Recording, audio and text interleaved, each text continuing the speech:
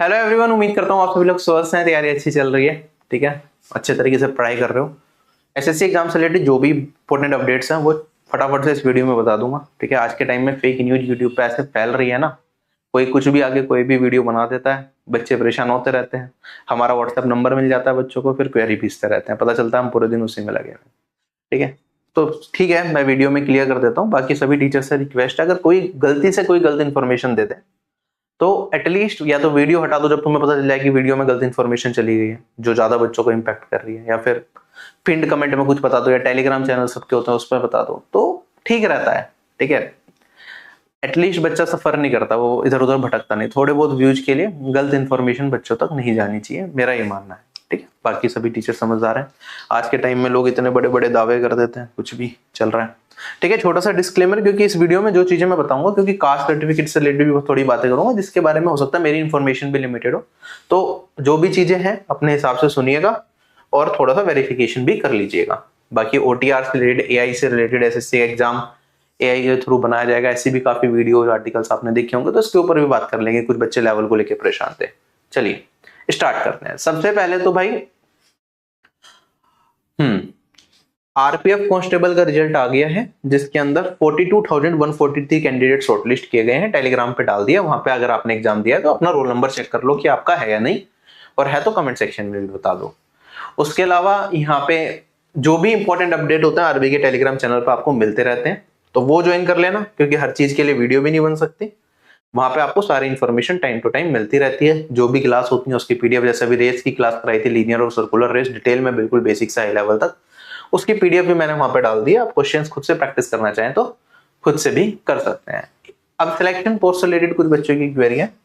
पहले तो ओटीआर का देख लेते हैं भाई। वन टाइम रजिस्ट्रेशन आपका जो था आप मॉडिफाई कर सकते हैं। 19 से लेके 30 तारीख के बीच का टाइम एसएससी ने दिया है, अब वो अभी चल रहा है, मैंने खुद ट्राई करके देखा है, तो आप ट्राई करके अपना कुछ भी करेक्शन करवानी है करा लीजिए।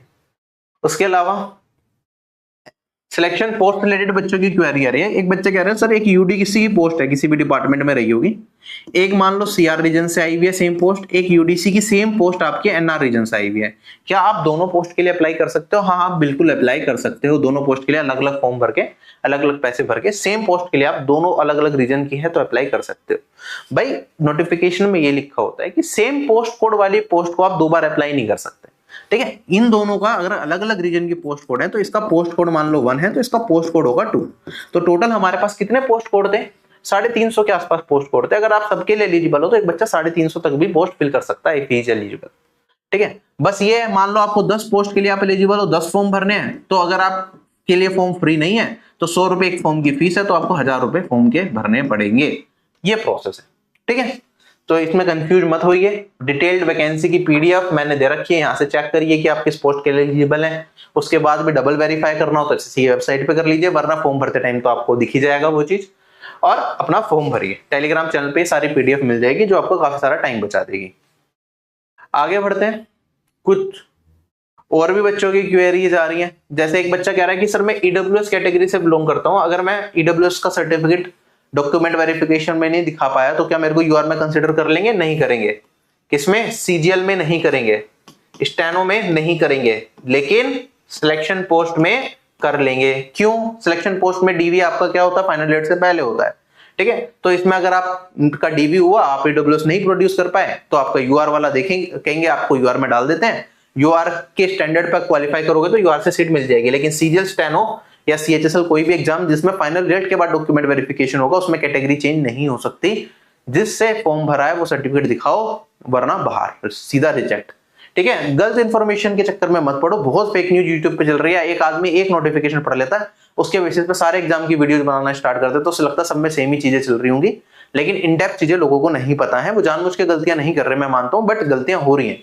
ठीक है, जिससे एस्पिरेंट्स परेशान हो रहे हैं और आपका एक ईयर खराब हो सकता है। फॉर्म भरते टाइम अभी भी कुछ लोगों को अलग अलग तरह की दिक्कत आ रहे हैं, वो सर्वर इशू की वजह से। ब्राउजर चेंज करके देख लो, कैशे मेमोरी डिलीट करके देख लो।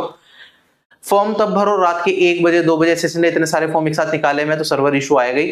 ठीक है, तो जब खाली टाइम होगा, मतलब रात को या सुबह, वो अर्ली मॉर्निंग फॉर्म भरोगे तो दिक्कतें कम से कम आएंगे आपको, तो इस चीज का ध्यान रखें। देखो फॉर्म में एसएससी ने क्या दे रखा है, जो क्रूशियल डेट है ना, for the claim of SC ST OBC PWD ex serviceman certificate, ये फॉर्म भरने की लास्ट डेट, शायद सीजीएल की लास्ट डेट 4 जुलाई या 5 जुलाई जो भी है, ठीक है, तो वो है। तो क्रूशियल डेट क्लेम के लिए मतलब इस पर्टिकुलर डेट पे आप इस पर्टिकुलर कैटेगरी में आने चाहिए, लेकिन यहाँ पे ये नहीं कह रहे कि भाई कमीशन यही कह रहा है कि इस डेट का आपके पास ओबीसी सर्टिफिकेट होना ही चाहिए। वो बस इतना कह रहे हैं कि ये पर्टिकुलर डेट पे आप जिस कैटेगरी से आप फॉर्म भर रहे हैं उस कैटेगरी में आपके पास आना चाहिए।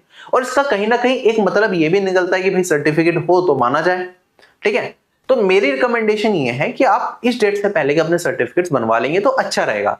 लेकिन इसका मतलब बिल्कुल भी ये नहीं है कि इस डेट का सर्टिफिकेट नहीं हुआ तो 100% आपको रिजेक्ट करते हैं, हो सकता है रिजेक्ट ना करें, ठीक है, दोनों चीजें हो सकती हैं। बट कोशिश करिए कि क्रूशियल डेट से पहले, फॉर्म भरने की लास्ट डेट से पहले अपने सर्टिफिकेट्स आप रेडी रखिए, जिससे कि आगे तक भी कोई दिक्कत नहीं है। ईडब्ल्यूएस के लिए स्पेसिफिकली मेंशन कर रखा है कि भाई पूरे साल भर का ईडब्ल्यूएस सर्टिफिकेट आपका चलेगा। आपका जो ईडब्ल्यूएस सर्टिफिकेट होगा वो फाइनेंशियल ईयर 2025-26 के लिए वैलिड होना चाहिए और फाइनेंशियल ईयर 2024-25 के हिसाब से बनेगा। तो अपना ईडब्ल्यूएस सर्टिफिकेट अगर आपका अभी तक नहीं बना है बनवाइए और ईडब्ल्यूएस से आप फॉर्म भर दीजिए, कोई दिक्कत मेरे हिसाब से तो नहीं आएगी अगर क्रूशियल डेट के बाद का भी होगा, लेकिन कुछ डिपार्टमेंट दिक्कत करते हैं, ठीक है। ऐसे ही ओबीसी सर्टिफिकेट में भी जनरली एसएससी की जो वैलिडिटी होती है ओबीसी में क्रूशियल डेट से पिछले 3 साल तक का वैलिड होता है, लेकिन कुछ कुछ डिपार्टमेंट कहते हैं 1 साल पुराना तक ही हम मानेंगे, उससे आगे का नहीं मानेंगे, ठीक है। तो कुछ डिपार्टमेंट्स दिक्कत करते हैं, हालांकि बाद में जाके वो इश्यू रिजोल्व हो जाता है, ऐसे रिजेक्ट नहीं करते हैं, बट फिर भी आप कोशिश करिए ओबीसी सर्टिफिकेट भी विद इन 1 ईयर का बनवा लें तो अच्छा है। लेकिन अगर पिछले 3 साल तक का भी आपके पास है ओबीसी सर्टिफिकेट तो भी आप ओबीसी से फॉर्म भरिए और नया अपना अप्लाई कर दीजिए। ये मेरा जो मुझे लगता है सही रहेगा आप लोगों के लिए, ठीक है। जो फॉर्मेट एसएससी ने दिया वही फॉर्मेट फॉलो कीजिए। एससी एसटी के लिए भाई कोई लिमिट नहीं होती है, ठीक है। कुछ लोग बोल रहे हैं 3 साल तक का पुराना ही चलेगा एससी एसटी, नहीं, एससी एसटी सर्टिफिकेट आपका कितने भी साल पुराना हो चल जाएगा। क्यों? क्योंकि भाई इसमें फाइनेंशियल ईयर मतलब आपकी इनकम के बेसिस पे नहीं बनता है एससी एसटी सर्टिफिकेट, ये चेंज नहीं होता है टाइम के साथ अभी तक तो जो रूल्स है। तो आपका पुराना भी होगा एससी एसटी सर्टिफिकेट, वो भी चल जाएगा। हाँ, बस ये जरूर कोशिश करिए कि अगर एसएससी वाले फॉर्मेट नहीं है तो उसमें बनवा लीजिए। अगर एसएससी के फॉर्मेट में सर्टिफिकेट्स नहीं बन पा रहे तो भी ऐसा नहीं होता है कि आपका रिजेक्शन होता है। भाई कुछ स्टेट हैं वो आप उसमें डीएम ऑफिस में जाएंगे, वो कहेंगे हम तो इस फॉर्मेट में बनाते ही नहीं है, हमारे पास तो ये फॉर्मेट आया हुआ है, हम तो इस फॉर्मेट में बना के देंगे, तो आप उन्हें क्या बोल पाएंगे, ठीक है। वो भी चल जाते हैं एसएससी में, इतनी ज्यादा दिक्कत नहीं आती।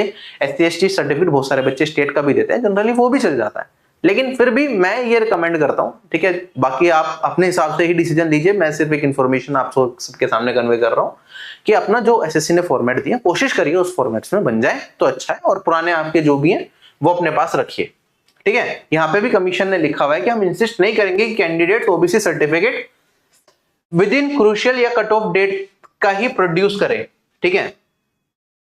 लेकिन अगर जो कैंडिडेट ओबीसी सर्टिफिकेट का है उन मतलब ओबीसी से भर रहा है तो उनका जो डिपार्टमेंट है वो वेरीफाई करेगा कि ये बंदा इस पर्टिकुलर डेट पे इस पर्टिकुलर कैटेगरी में आ रहा था या नहीं आ रहा था, ठीक है। बेटर ये है कि क्रूशियल डेट से आप पहले का बना लेंगे तो सही रहेगा, ठीक है। ये सारे फॉर्मेट्स दे रखे हैं, आप इन्हें देखिए, अपने हिसाब से फॉर्म भरिए। रिकमेंडेशन ओबीसी में मैं फिर बोल रहा हूँ, वैसे तो 3 साल का पिछला अलाउड होता है, लेकिन कुछ डिपार्टमेंट्स दिक्कत भी करते हैं, जैसे सीबीआई हो गया, ईडी हो गया। कुछ बच्चों के मैसेज आए थे 2024 में जिनका सिलेक्शन हुआ था, तो मैं ये कह रहा हूँ कि आप हर साल अपना रेन्यू करवा लीजिए। आपका क्या जा रहा है रेन्यू करवाने में, एटलीस्ट आप सेफ रहेंगे, आपके अंदर हल्का सा भी डर नहीं रहेगा, ठीक है।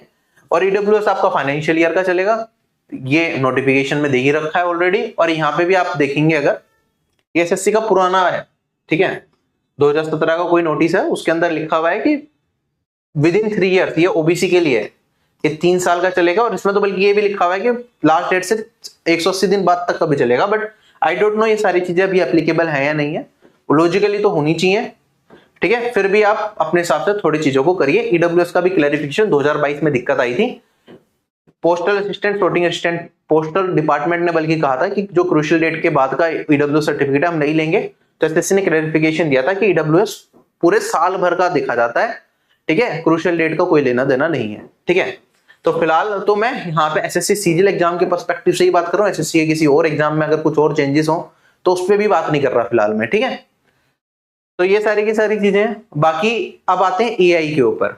अभी एसएससी ने क्या करा था, 15 जून को डिपार्टमेंटल एग्जाम करवाए थे, ठीक है। इसमें क्या किया गया है, क्वेश्चन के जो पेपर हैं, अब एसएससी ने मान लो टीसीएस के क्वेश्चन एसएससी यूज कर रहा था, क्वेश्चन बैंक होगा जिसके अंदर मल्टीपल तरह के क्वेश्चंस होंगे, ठीक है। तो एआई के थ्रू एग्जाम से जस्ट 15 मिनट पहले क्वेश्चन पेपर क्रिएट किए गए, ठीक है।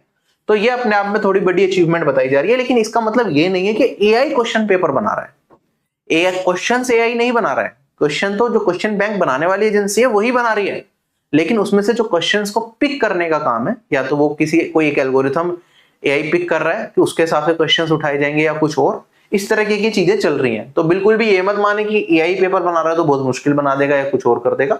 इससे रिलेटेड काफी आर्टिकल्स, काफी वीडियोज आपको दिख जाएंगी। अगर मैं टाइम्स ऑफ इंडिया का दिखाऊं तो इसमें क्या क्या चीजें रखी है, एसएससी ने डिप्लॉय किया है एआई ड्रिवन एग्जाम सिस्टम, जिससे कि पेपर लीक ना हो, रियल टाइम में पेपर रहे, टेम्पर प्रूफ रिक्रूटमेंट रहे। मतलब जो पेपर आपके सामने आएगा कोई पर्टिकुलर पर्सन उसके क्वेश्चंस फिल्टर नहीं करेगा। मान लो एक क्वेश्चन बैंक है जिसके अंदर मैथ्स के 100 क्वेश्चन है, ठीक है, इंग्लिश के 100 क्वेश्चन है, रीजनिंग के 100 क्वेश्चन है, जीके के 100 क्वेश्चन है, हमें पेपर बनाने हैं, ठीक है। कौन से शिफ्ट में कहां से, अब इन 100 क्वेश्चन में से एआई क्या करेगा, कोई भी 25 क्वेश्चन मैथ्स के पिक कर लेगा, 25 इंग्लिश के पिक कर लेगा, 25 जीके के और 25 रीजनिंग के। तो जो पेपर बनेगा ना वो आपके एग्जाम से जस्ट 10 से 15 मिनट पहले ही फाइनलाइज होगा कि कौन कौन से क्वेश्चंस आपके सेट में आ रहे हैं। ये नहीं कि 2 घंटे पहले पता है किसी को कि पेपर में ये क्वेश्चंस आने वाले हैं। हालांकि क्वेश्चन बैंक वही होगा जो एजेंसी क्वेश्चन बनाने वाली बनाएगी। एआई खुद से न्यू क्वेश्चंस क्रिएट नहीं कर सकता, ये चीज ध्यान रखना। बस इससे ये है कि चीटिंग के केसेस थोड़े से कम हो सकते हैं और बाकी सारी चीजें, बाकी पेपर का लेवल मेंटेन रहेगा या नहीं रहेगा, ठीक है। जब एआई क्वेश्चंस बनाएगा वो सारी चीजें जब इन ड्यू कोर्स ये चीजें इंप्लीमेंट होंगी, हम देखेंगे पेपर सिलेक्शन पोस्ट के, स्टेनो के, सीजीएल के, तो तब और ज्यादा क्लियर होंगी चीजें, ठीक है। हालांकि जो चेयरमैन सर हैं वो तो कह रहे हैं कि we are pride to have enabled the first ever examination to be conducted through this advanced infrastructure. It is a transformational moment not just for SSC but for the broader examination ecosystem in India. इसे एक transformational moment बताया गया है SSC के लिए, नहीं सिर्फ all over India के सभी एग्जाम्स के लिए। अगर एसएससी में काम कर गया बाकी एग्जाम्स में भी इस तरह की चीजें होने लगेंगी, ठीक है। अभी आरआरबी एनटीपीसी के एग्जाम हो रहा है, बहुत लोग तो बता रहे हैं बड़ी दिक्कतें हो रही है आरआरबी एनटीपीसी में, ठीक है। कुछ वीडियोज भी वायरल हो रही हैं कि एग्जाम चल रहा है, बच्चों का कुछ मोबाइल लेके घूम रहे हैं, कुछ शोर मचा रहे हैं, इस तरह की चीजें, कुछ वीडियो आई, एक आधे सेंटर पे हो सकता है ऐसा हुआ, बट ठीक है। अगर हम आगे बढ़ता हूं यहाँ पे, तो एसएससी का जो सॉफ्टवेयर मैनेज करती है वो कंपनी है क्यूबेशन कंसल्टिंग। तो जो दीपांशु शर्मा है प्रोजेक्ट लीड है क्यूबेशन कंसल्टिंग में, ठीक है। वो कह रहे हैं कि जो पहले कभी एक फ्रेगमेंटेड इंडस्ट्री थी या फिर जहां पे मैनुअल प्रोसेस होता था क्वेश्चंस को सिलेक्ट करने का और सारी चीजें, ये इन्होंने अब मशीन ड्रिवन बना दी है और ये स्केल किया जा सकता है ऑल ओवर इंडिया, ठीक है। तो अब एसएससी में आया तो आगे जाके और एग्जाम्स में भी आए। ये अच्छी चीज है कि एसएससी में कोई नई चीज स्टार्ट हुई है, बस ये चाहते हैं कि कुछ गड़बड़ ना हो जाए किसी बच्चे के साथ, अच्छे तरीके से चीजें चलें। टेलीग्राम चैनल से जुड़े रहिए सारी इंपॉर्टेंट इन्फॉर्मेशन के लिए। कुछ एक पीडीएफ भी मैंने डाली थी ईडीएम्स की थीम वाइज बना के, ये कर लोगे तो एक भी ईडीएम आपका छुड़ेगा नहीं। इस पे बेस्ड हम टेस्ट भी जल्दी अपने जो आरबी की कॉम्बो टेस्ट सीरीज है, इसमें लगभग 2400 के आसपास ईडीएम्स हैं, जिसमें सारे ईडीएम्स आपके एसएससी के कवर हो जाते हैं, उसके बाद कुछ नहीं मिलेगा आपको। उसके टेस्ट भी डाल देंगे थोड़े टाइम में। और आरबी की कॉम्बो टेस्ट सीरीज तो आपको पता ही है, जिसमें मैथ्स, इंग्लिश, जीके, रीजनिंग के टॉपिक वाइज टेस्ट हैं, ठीक है, और फुल लेंथ टेस्ट है, सेक्शनल टेस्ट है। उसके लिए डेली टारगेट ग्रुप भी मैंने स्टार्ट कर दिया, जिसमें आज एक पहले डे का टारगेट था, कल डे 2 का टारगेट मिलेगा, जिससे 2 महीने में हम ज्यादातर ये सारे टेस्ट भी दे पाएंगे मैक्सिमम, और आपकी तैयारी भी बहुत अच्छी हो जाएगी। जो रिपीटर हैं, जिन्होंने बेसिक एक बार पढ़ रखे हैं लेकिन प्रैक्टिस बढ़िया तरीके से करनी है, ठीक है, उनके लिए एक बूंद की तरह साबित होगा अगर आप डेली टारगेट्स जो मैं दे रहा हूं उस हिसाब से रिवीजन करते हैं और जो टेस्ट हैं वो लगाते हैं। इसके अंदर हमने सीजीएल 2024 के टॉपिक वाइज टेस्ट भी अलग से ऐड कर दिए प्रैक्टिस के लिए, मैथ्स के, रीजनिंग के, इंग्लिश के, ठीक है। तो यू कैन ज्वाइन इट। बाकी ऑफिसर बैच तो है कंप्लीट तैयारी के लिए, तैयारी करते रहिए। अभी आपसे अलविदा लेता हूँ, bye bye, take care, have a nice day and जय हिंद।